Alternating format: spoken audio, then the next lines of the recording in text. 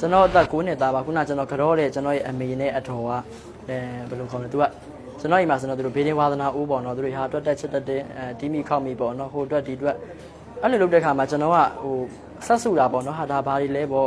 ့မဟာဗုဒ္ဓတို့ဘာလို့ညာလို့သူတို့ပြောနေတာကြားတော့အဲ့လိုဆက်စုရင်းနဲ့လေးလာရင်းနဲ့ဝါသနာပါရင်းနဲ့စာအုပ်တွေဖတ်တယ်လေးလာတယ်အဲ့ဒီဟာမှာကျွန်တော်သင်ကြားပေးတဲ့ဆရာဆရာမ3ဦးနဲ့တွေ့ရှိခဲ့ပြီးတော့အဲ့ဒီဆရာဆရာမ3ဦးစီကနေပြီးတော့ပညာဂုဏ်ရရှိခဲ့ပြီးတော့ကိုယ်ပိုင်ခိုင်းထောင်ခွင့်ကိုရရှိခဲ့ပြီးတော့ဒီအခုကျွန်တော်ဖွဲ့စည်းတည်ထောင်လာခဲ့တဲ့ဒေသတရားဆွဲခိုင်းဖွဲ့ခဲ့တာပါကြုံမှုပါတယ်ကြုံမှုတယ်ဆိုတာလောင်းကြီးစားကြီးထက်တဲ့သူလည်းကြုံမှုတယ်ဘယ်ဟာကိုဘာလို့ပြနိုင်ရင်ဟာကားဘယ်နဲ့စီးကြီးလောင်းမလဲလို့မြေဘယ်နဲ့ကွက်ကြီးလောင်းမလဲလို့ကြုံမှုပါတယ်နော်တိမ်မဲ့ရက်တော့အတိအကျကြုံမပြောနိုင်ပါဘူးခင်ဗျာဘာကြောင့်လဲဆိုတော့ကျွန်တော်တို့ကအဘိညာဉ်ဇံညာလာတဲ့ဖျားရှင်မဟုတ်ဘူးလေနော်တာမန်လူဆရာတယောက်အနေနဲ့လောကီပညာကိုတက်ကျွမ်းထားရုံမျှဖြင့်ခொနရသားသမီးပြိဿတ်တွေရဲ့အခက်အခဲကိုဓာတ်သဘောသဘာဝအရကူညီပေးနိုင်စွမ်းသာတတ်နိုင်ပါလေ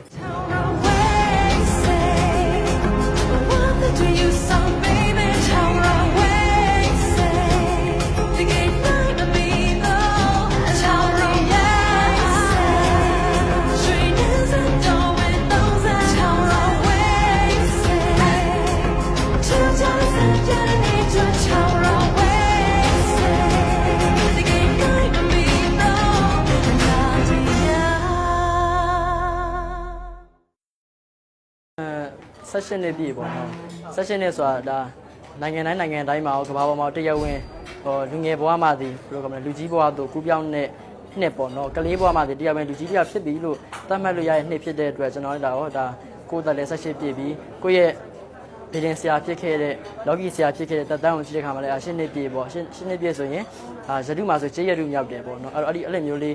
အထိမ့်မှတ်အနေနဲ့16နှစ်ပြည့်မှာမှတ်ရရလေးဖြစ်သွားအောင်ဆိုပြီးတော့ကျွန်တော်ကဒါအဲ့လိုမျိုးအတိုင်းဝိုင်းလေးတွေမိတ်ဆွေတွေဖိတ်ပြီးတော့အခမ်းအနားပွဲလေးကျင်းပဖြစ်တာပါခင်ဗျာဟုတ်ကျွန်တော်က9နှစ်သားမှစပြီးတော့လုပ်ဖြစ်တယ်ပေါ့နော်ကျွန်တော်အသက်9နှစ်သားပါခုနကျွန်တော်ကြောတဲ့ကျွန်တော်ရဲ့အမေနဲ့အထော်ကဘယ်လိုခေါ်လဲသူကကျွန်တော်အိမ်မှာဆိုတော့သူတို့ဘေးဒင်းဝါသနာဦးပေါ့နော်သူတို့ဟာတွက်တက်ချစ်တက်တဲ့တီးမီခောက်မီပေါ့နော်ဟိုအတွက်ဒီအတွက်အဲ့လိုလုပ်တဲ့ခါမှာကျွန်တော်ကဟိုဆက်စုတာပေါ့နော်ဟာဒါဘာတွေလဲပေါ့မဟာဗုဒ္ဓတို့ဘာလို့ညာလို့သူတို့ပြောနေတာကြားတော့အဲ့လိုဆက်စုရင်းနဲ့လေးလာရင်းနဲ့ဝါသနာပါရင်းနဲ့စာအုပ်တွေဖတ်တယ်လေးလာတယ်အဲ့ဒီဟာမှာကျွန်တော်သင်ကြားပေးတဲ့ဆရာဆရာမ3ဦးနဲ့တွေ့ရှိခဲ့ပြီးတော့အဲ့ဒီဆရာဆရာမ3ဦးစီကနေပြီးတော့ပညာဂုဏ်ရရှိခဲ့ပြီးတော့ကိုယ်ပိုင်ခိုင်းထောင်ခွင့်ကိုရရှိခဲ့ပြီးတော့ဒီအခုကျွန်တော်ဖွဲ့စည်းတည်ထောင်လာခဲ့တဲ့ဒေသတရားဆွဲခိုင်းဖွဲ့ခဲ့တာပါလောကီပညာတက်တန်းတစ်လျှောက်မှာတော့အားလုံးဒီဆရာဆရာမတွေစီကနေပြီးတော့ချစ်ခင်မှုတွေရရှိခဲ့ပြီးတော့အဆုံးထိတိုင်ပညာသင်ကြားနိုင်ခဲ့ပါတယ်ဟုတ်ပါရမီထုံနေပါတာပေါ့ပါရမီထုံနေပါတာပေါ့ပညာထုံနေပါလို့အခုဘဝမှာဆရာဖြစ်တာပေါ့မှာလေနော်ဟိုဖះရှင်ဟောခဲ့တဲ့တရားတိုင်းပဲလေသူအခုလူတယောက်ရဲ့လားရာကိုသိချင်ရင်သူတို့ရဲ့ဗီဇကိုကြည့်ရတယ်တဲ့နော်အဲ့တော့အခုလက်ရှိဘဝမှာသူတို့ရဲ့ဗီဇကဘာလဲလက်ရှိဖြစ်ထွန်းအောင်မြင်တဲ့လောက်ကဘာအဲ့ဒီဟာတွေအားလုံးသူတို့ရဲ့ဘဝအဆက်ဆက်ပါရမီထုံပါပဲအမကျွန်တော်ကလည်းဒါရှေးဘဝပေါင်းများစွာတွေက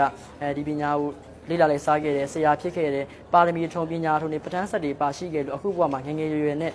တချို့လူတွေ3 4 5လသင်ရတဲ့ပညာဆိုကိုကတစ်ပတ်ပဲနော်အဲ့လိုပေါ့ပညာပါရမီထုံတွေပါတယ်တင်ကြားရလွယ်ကူတယ်ဒိဋ္ဌံတွေကျင့်စဉ်တွေမှော်စဉ်တွေကျင့်ကြံရတဲ့ကိစ္စတွေပေါ့နော်အဲ့ဒီအပိုင်းတွေမှာဆိုရင်ပုံကိုယ်တွေကဝိုင်းပြီးတော့အဆောင်ရှောက်ပေးကြတယ်ကူညီပေးကြတယ်အောင်မြင်မှုကိုရရှိတယ်များအဖြက်စီးများတဲ့ဒိဋ္ဌံကျင့်စဉ်မျိုးစင်တာမှာကိုကလွယ်လင်းတကူနဲ့ရှော့ရှူပဲအောင်မြင်တယ်ပေါ့နော်အဲ့လိုမျိုးတော့ထူးခြားမှုတွေရှိပါတယ်မှာဟုတ်ကြုံမှုပါတယ်ကြုံမှုတယ်ဆိုတာလောင်းကြီးစားကြီးထက်တဲ့သူလည်းကြုံမှုတယ်ဘယ်ဟာကိုဘာလို့ပြနိုင်ရင်ဟာကားဘယ်နဲ့စီးကြီးလောင်းမလဲလို့မြေဘယ်နဲ့ကွက်ကြီးလောင်းမလဲလို့ကြုံမှုပါတယ်နော်ဒါတွေကတော့ကျွန်တော်တို့ကတော့ကြည့်ရတာပေါ့နော်ဟိုဆရာဖြစ်တိုင်းလည်းတမကုံပြလို့မရဘူးမာနထောင်လို့မရဘူးကိုပညာအစွမ်းကိုမယုံကြည်တဲ့သူကိုချမပြရဘူးလို့ကျွန်တော်တို့ရဲ့ရှေးဆရာအစဉ်ဆက်တွေကဆုံးမထားတဲ့အတွက်ဟိုလာပြီးတော့စိန်ခေါ်တဲ့သူတိုင်းတော့လက်မခံပါဘူးနော်အဲ့လိုခုနလေးမျိုးပေါ့ဟာဟိုဘယ်လိုခေါ်မလဲယုံတော့ယုံတယ်ဒါပေမဲ့ယုံတဝက်မယုံတဝက်ဖြစ်နေတယ်နော်ဒီပညာရေးဆိုတကယ်ရှိရလားနော်တကယ်ရောတည်ရှိခဲ့ရလားဆိုပြီးတော့မယုံကြည်ဘယ်လိုခေါ်မလဲယုံကြည်မှုကတဝက်ခုနလေးပြန်တရားစိတ်ကတဝက်ရှိတဲ့သူတွေဆိုရင်တော့ကျွန်တော်ကခုနလေးမျိုးသူတို့နဲ့အလောင်းစားလုပ်ပြီးတော့ဘယ်လိုခေါ်မလဲသူတို့ရဲ့လောင်းရှိထက်တာကိုလက်ခံတယ်ပေါ့နော်လက်ခံပြီးတော့လုပ်ပြီးတဲ့အခါမှာလုံးဝခတိတိမယုံပါဘူးဆိုတဲ့သူတွေကစကျွန်တော်ရဲ့တပည့်ဖြစ်လာတယ်ကျွန်တော်ရဲ့ပြိဿဖြစ်လာတယ်ကျွန်တော်အားပေးတဲ့သူတွေဖြစ်လာတယ်ခုနလေးမျိုးတော့ကဲရဲ့ရှုံးချတာတော့မခံဘူးပေါ့နော်ဟိုသူတို့ကလည်းယဉ်ကျေးသက်မှုနဲ့ပဲပြောတာပါကျွန်တော်တို့ကတော့ ပညာကိုပြင်တာလည်းမဟုတ်ဘူးသွေးတို့ဆန်းတာပေါ့နည်းနည်းလေးစမ်းကြည့်နေတာပေါ့နော်ကျွန်တော်တို့ကဒါတွေဂျုံပါလေဒါပေမဲ့တန်တရားလေးတော့ရှိပါတယ်ဟာဘယ်လိုမျိုးလေးကျွန်တော်တို့လုပ်ပြနိုင်မလားဒါတွေအမှန်ကန်ရှိတယ်ဆိုတာဘယ်လိုပြနိုင်မလဲလို့မိကွန်းထုတ်လာတဲ့သူတွေပေါ်မှာတော့ကြကြလက်ကြပေါ့နော်တိတိကျကျသူတို့ကိုသူတို့ညဝါထင်ထင်လက်တွေမှယုံနေဆိုတဲ့သူတွေအတွက်တော့လုပ်ပြဖြစ်တဲ့ပညာခန်းတွေတော့ရှိပါတယ်ခင်ဗျာဟုတ်တေမဲ့ရက်တော့အတိအကျကျမပြောနိုင်ပါဘူးခင်ဗျာဘာကြောင့်လဲဆိုတော့ကျွန်တော်တို့ကအဘိညာဉ်ဆံရလာတဲ့ဖျားရှင်မဟုတ်ဘူးလေနော်တာမန်လူဆရာတယောက်အနေနဲ့လောကီပညာကိုတက်ကြွထားရုံမျှဖြင့်ခொနရသားသမီးပြိဿတ်တွေရဲ့အခက်ခဲကိုဓာတ်သဘောသဘာဝအရကူညီပေးနိုင်စွမ်းသာတတ်နိုင်ပါလေခုနလေဟဲ့မင်းတော့ဘယ်နေ့သိမယ်နော်မင်းတော့ဘယ်နေ့သိမယ်ဘယ်တော့သိရမလို့မပြောပြနိုင်ဘူးပေါ့နော်ဒါပေမဲ့တွက်ချက်လို့ရတဲ့ပညာတွေရှိတယ်ကိန်းကနန်းတွေရှိတယ်နက်ခတ်တွေရှိတယ်ဒီ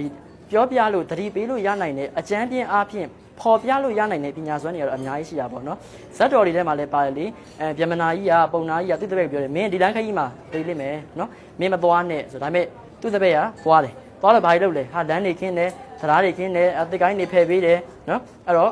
အသက်ဆက်ပြီးတော့အသက်ဆက်ရှင်ခွင့်ရှိတယ်အဲ့တော့ကျွန်တော်တို့ကလည်းအဲ့လိုပဲခုနကဗြဟ္မဏာကြီးတွက်ချက်ခဲ့တဲ့ပုံစံအတိုင်းပဲကိန်းကနန်းတွေနက်ခတ်ပေတွေဂျိုးခွင်းဂျိုးသွားတွေဇာတာတွေကိုတော့ကြည့်ရှုစစ်ဆေးပြီးတော့ဘယ်ချိန်ဘယ်ကာလမှာတော့အန်ဒီရရှိတယ်ဘလို့အန်ဒီရမျိုးကြားရောက်လာနိုင်တယ်ဆိုရင်သတိပေးဟောပြောချက်မျှတာဟောပြောနိုင်ပြီးတော့အဲ့လိုမျိုး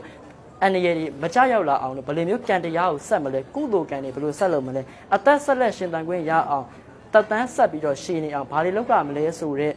အကြံပေးလမ်းညွှန်ချက်တွေကိုဒါညွှန်ပြနိုင်တဲ့တာမန်ပုရုษင်လောကီဆရာလူသားတယောက်ဖြစ်တဲ့အတွက်တေမဲ့နေ့ကိုတော့အတိအကျမပြောနိုင်ဘူးပေါ့နော်ဒါပေမဲ့ကျွန်တော်ပြောနေကြစကားလို့ပေါ့နော်တေခြင်းတရားကကျွန်တော်တို့နဲ့အတူအမြဲတမ်းရှင်တွဲရှိနေတာအခုကျွန်တော်မီဒီယာပြင်းနေလည်းသိနိုင်တယ်တောင်းနေထမင်းစားနေလည်းသိနိုင်တယ်ဒီနေ့ကျွန်တော်ရဲ့ session လေးပြည့်မွေးနေ့ရလဲတေနေ့တို့ကူးပြောင်းနိုင်တယ်တေခြင်းတရားဆိုတာကျွန်တော်နဲ့အတူခုမီဒီယာပြင်းနေတာလीနော်အဲ့တော့တေခြင်းတရားဒီလူတိုင်းတက်ရှိတတ်တော်တိုင်းနဲ့ရှင်တွဲနေထိုင်နေတဲ့လောကနိယာမတရားတစ်ခုဖြစ်တဲ့အတွက်ဖျားရှင်နိုင်မှာမလွန်ဆန်နိုင်ဘူးလေနော်အဲ့တော့ဘယ်လိုခေါ်မလဲကိုဘယ်နေ့သေမလဲဆိုတာထက်ကိုအသက်ရှိနေတဲ့ကာလမှာလူလောကရဲ့ကောင်းကျိုးကိုဘယ်လိုဖြစ်ထွန်းအောင်ဆောင်ရွက်မလဲနော်လူတွေရဲ့အကျိုးစီးပွားကိုဘယ်လိုကူညီပေးမလဲဘယ်လိုစိတ်ကောင်းထားမလဲဘယ်လိုမျိုးအလှူဒါနတွေပြုလုပ်မလဲကောင်းမွန်တဲ့သီလမျိုးဘယ်လိုစောင့်တည်မလဲဆိုတဲ့စိတ်ကလေးကိုမွေးမြူပြီးတော့နေစာဒုက္ခအနတ္တဆိုတဲ့အိုနာသေးတဲ့တန်ဝေကတရားတွေကိုရှုမှတ်ဆင်ခြင်ပြီးတော့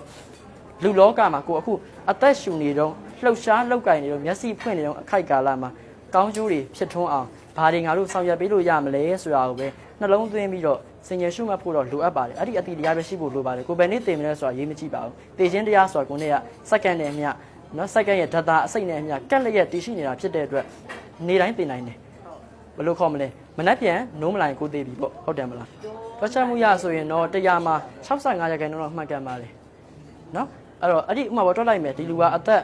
45နှစ်မှာကားအက်ဆီဒန့်ဖြစ်ဖို့ရှိတယ်ဖြစ်တော့ဖြစ်လာမယ်သိမသိမသိဘူးနော်တေကိန်းအားကောင်းသလားတေကိန်းအားနည်းနေသလားခန္ဓာပြတ်နေသလားပြန်စစ်မယ်ဟုတ်ပြီခန္ဓာတော့ပြတ်နေတယ်ဘယ်ဓာတ်တွေတော့ပြတ်နေတယ်နော်ဒါပေမဲ့သူကျင်းသေးပေါက်သေးပါမယ်လို့တော့ကျွန်တော်တို့တက်အပ်မပြောနိုင်ဘူးတေဖို့အလားလာတော့ရှိနေတယ်ခန္ဓာပြတ်ကိန်းတော့မြင်နေရတယ်ကံတရားမှာတော့အားနည်းနေတယ်အဲ့အတွက်စစ်ဆေးပြီဆိုတဲ့အမိုင်မဖြစ်အောင်ရေတရားလုပ်မှာပဲလေနော်အဲ့တော့ဘလို့အစင်ပြအောင်ရေတရားလုပ်ကြမလဲကုသိုလ်ကံဆက်ကြမလဲအသက်ရှင်အောင်တို့တွေဘလို့စူးစမ်းကြမလဲဆိုတာကိုအကြံပြုဆွေးနွေးပြီးတော့လိုအပ်တဲ့ရေတရားစီရင်ပြီးသွားတဲ့အခါမှာအသက်ချမ်းသာခွင့်ရတာပဲလေနော်ဟုတ်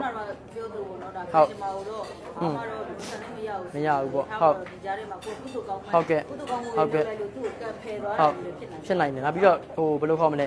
အတိအကျသေမဲနေကိုသိရတော့မဟုတ်ပေမဲ့အန်ရရှိတဲ့ကာလတွေကိုတော့ချိုတင်ပြီးတော့သတိထားနိုင်အောင်လို့တော့ဒီပညာရေးဆိုတော့တီထွင်ခဲ့တာပေါ့နော်အဲ့တော့ဘယ်ချိန်ဘယ်ကာလမှာအန်ရရှိနေတယ်ဘယ်လိုရှောင်ရှားသင့်တယ်ဘယ်နေရာမသွားသင့်ဘူးနော်စားရှိသဖြင့်ရှောင်ရှားပွဲရဆောင်းရံဆိုင်တွေကိုလေးလာမှတ်သားဖို့အတွက်သိရှိထားဖို့အတွက်ဒီပညာရေးဆိုတာလက်စင်ကန်ထိမ့်သိမ်းပြီးတော့အခုကာလတိတည်မြဲနေတာပေါ့အမဟုတ်အတိတ်နမိတ်ဆိုတော့ရေးကြည့်ပါတယ်အမဘယ်နေရာပဲမဆိုအတိတ်နမိတ်ဆိုအင်မတန်ရေးကြည့်တယ်နောက်ပြီးတော့အခုတချင်းနေမှာဆိုလဲဘဝဆိုရဲအယူရောမင်္ဂလာအတိတ်နမိတ်အင်မတန်ရေးကြည့်တယ်အဲ့တော့ဘယ်လိုခေါ်မလဲရှေ့လျှောက်ပေါ့နော်ကတ်ဆိုးတွေ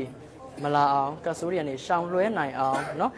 ်ကတ်ကြီးသုံးပါးနေကြော်လွှားနိုင်အောင်ဆိုရင်ဘာသာတရားများလုံးမရမယ်ပေါ့နော်ဘာသာတရားဆိုတော့ကိုယုံကြည်ရဘာသာပေါ့နော်ဘာသာတရားများလို့ဗုဒ္ဓဘာသာဆိုရင်လည်းတဏ္ဍကုံမြဲထုံခုံတော်မြဲပွားစိတ်ကောင်းရှိအောင်ထားနော်စိတ်ပြုတ်စိတ်ပုတ်မမွေးနဲ့လူတွေကိုကူညီပေးဒါနသီလဘာဝနာသုံးပါးလုံးကိုစောင့်ထိန်ပါနော်နောက်ပြီးတော့ပွားများပါအလှူဒန်းတွေပြုပါဘယ်လိုခေါ်မလဲရှေ့လျှောက်ကတော့လာဖို့တော့ရှိရပေါ့နော်လာဖို့ရှိရဆိုပေမဲ့အတိအကျတော့ မပြောရဲပါဘူးကိုရီးယားလည်းဝိဇ္ဇာတွေဖန်ဆင်းရှင်နေမှုတဲ့အတွက်ဘယ်လိုလာမလဲဆိုတော့မသိဘူးဒါပေမဲ့ရှေ့လျှောက်မှာလာဖို့တွေကတော့ရှိတယ်ခုနကလည်းပေါ့တရဏဂုံမတည်မြဲတဲ့သူတွေနော်အားလုံးကိုဘယ်လိုခေါ်လဲပယ်ဖြတ်ဖို့ရှိတယ်ကတ်ဆေးသွားဖို့ရှိတယ်အဲ့အတွက်အားလုံးတရဏဂုံထုတ်ကြပါလို့ပြောနေနှုတ်ခွန်းဆက်တာပါတယ်ဟုတ်ကျေးဇူးအများကြီးတင်ပါတယ်နော်ဟုတ်